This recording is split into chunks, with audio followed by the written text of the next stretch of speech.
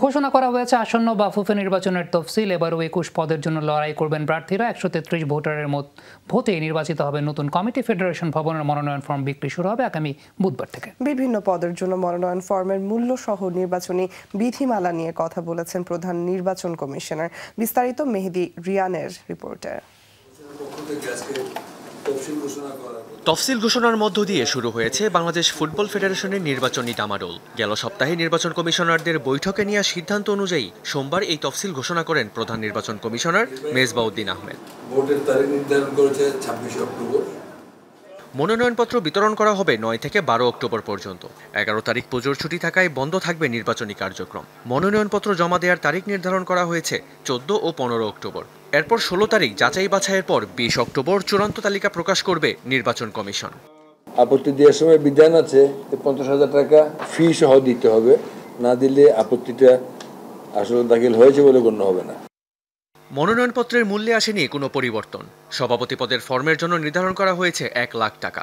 Senior সহসভাপতির জন্য ৭৫,০০০ ও সহসভাপতির ফর্মের জন্য গুনতে হবে ১.৫ লক্ষ টাকা। এছাড়া ২৫,০০০ টাকায় কেনা যাবে নির্বাহী সদস্য প্রার্থী হওয়ার মনোনয়ন ফরম। বাংলাদেশের নির্বাচন মানেই যেন অন্যরকম উত্তেজনা। দীর্ঘ ১৬ বছর পর সালাউদ্দিন যুগের অবসানের পর সেই উত্তেজনা যেন আকাশচুম্বী। তাই তো নির্বাচনের বিধিমালাও জানিয়ে দিলেন প্রধান নির্বাচন কমিশনার।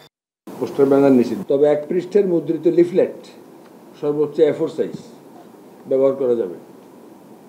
লিফলেটে কোনো প্রতিশ্রুতি, কুৎসা বা নির্বাচনের পরিবেশ ক্ষুণ্ণ করে কিংবা ভোটারকে অবৈধভাবে প্রভাবিত করে এমন কোনো বক্তব্য প্রদান করা যাবে না। দেশ পরিবর্তনের পরই দেখা মিলছে না অনেক ফুটবল সংশ্লিষ্টদের। কেউ কেউ আছেন দেশের বাইরে, আবার অনেকেই আছেন আত্মগোপনে। তাদের ক্ষেত্রে কি হবে নির্বাচনী প্রক্রিয়া, সেই প্রশ্নও ছুড়ে দেওয়া হয় মেজবাউদ্দিনের দিকে। থাকার আমি কারণ দেখি না, যদি বৈধ পথে আসে। উনি যদি এটা আমাদের হাই কমিশনের মাধ্যমে দিয়ে পাঠাতে পারেন তাহলে বলুন করবো যে অথেন্টিক। বাঁচাইতে হলো প্রত্যেক প্রার্থী এবং তার সমর্থকের সামনে হাজির হবে। যিনি আসলেন না তিনি আইনত আমাদের শুনানিতে পরিপূর্ণভাবে হাজির হয়ে নেই।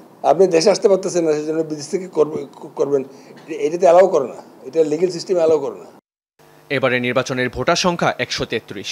এই ভোটারদের মাধ্যমেই নির্বাচিত হবে ২১ সদস্যের নতুন কমিটি, যেখানে সভাপতি ও সিনিয়র সহসভাপতি ১ জন, সহসভাপতি ৪ জন, নির্বাহী সদস্য থাকবেন ১৫ জন। আগামী ২৬ অক্টোবর ঢাকার একটি বেসরকারি হোটেলে বাফুফের বার্ষিক সাধারণ সভা। ওই দিন দুপুর ২টা থেকে ৬টা পর্যন্ত চলবে ভোট গ্রহণ। ভোট গণনার পর সেদিনই জানিয়ে দেওয়া হবে কে হবেন বাফুফের নতুন বস। মেহেদী রিয়ান, যমুনা স্পোর্টস, ঢাকা।